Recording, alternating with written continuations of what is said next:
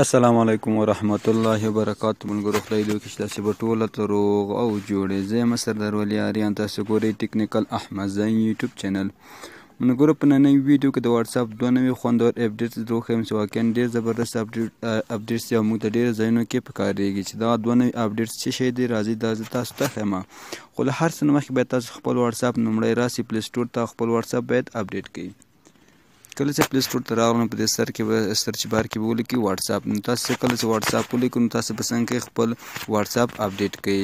زه واتساپ بزنس استعمالوم ملګرو، که چېرې تاسو د عادي واتساپ استعمالوئ هغه هم اپډیټ کړئ، خو زه ملګرو واتساپ بزنس استعمالوم. نو تاسو څنګه کوئ خپل واتساپ خامخا سره اپډیټ کړئ. کله چې اپډیټ نه کړئ نو تاسو بیا نشئ کولی د هغه څخه واخلئ. نو دا د ملګرو نوی اپډیټ هم راغلی، دا هم یو اپډیټ کوم او تاسو د پخوانی اپډیټ درښیم. نو تاسو د نه خپل واتساپ اپډیټ کړئ، زه به هم د خپل واتساپ اپډیټ کما.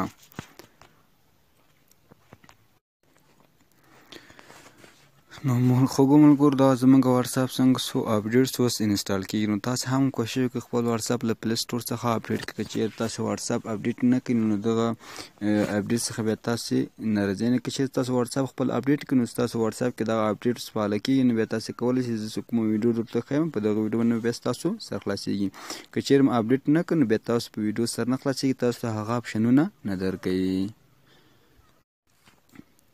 نو کله چې واتساپ اپډیټ کړو نو رابسې خپل واتساپ به راخلاص کړئ. واتساپ ته ما فنګر لاک ورکړی، زه به دا فنګر لاک خلاص کړم.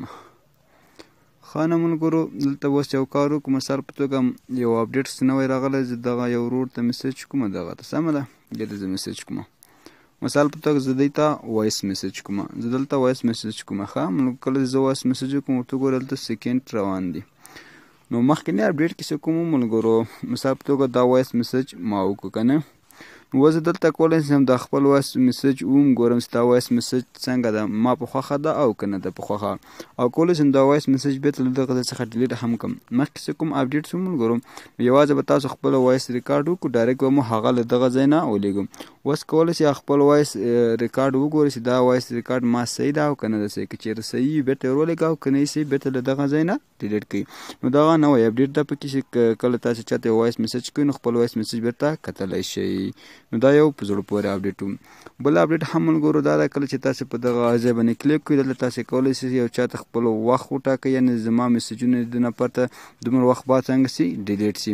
نو په دغه ځای باندې تاسو کله کلیک وکړو نو دلته تاسو ته انتخاب کړئ. مثال په توګه ما اوس آف کړی، تاسو کولی شئ چې 40 ساعت کله چې انتخاب کړو نو 40 ساعته بعد به دغه نفر تاسو کوم میسجونه تاسو کړي هغه څنګه په اتومات ډول ډیلیټ سي.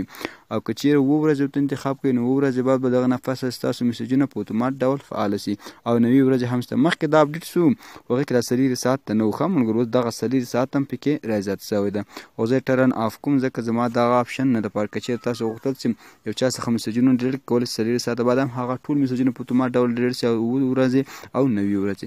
نو دا دوه خوندور اپډیټسونه هیله چې دغه ویډیو مو خوښ وي او ښه مو زده کړي وي. نو تر بیا پورې چې داسې ښه خوندور معلوماتي ویډیو ټیکنیکل احمد زی یوټیوب چینل ستاسو اپلوډ کوم، فولو یا بخښونکي خدای مو سپارم. هر چیز چې یاست ښه او آباد اوسئ.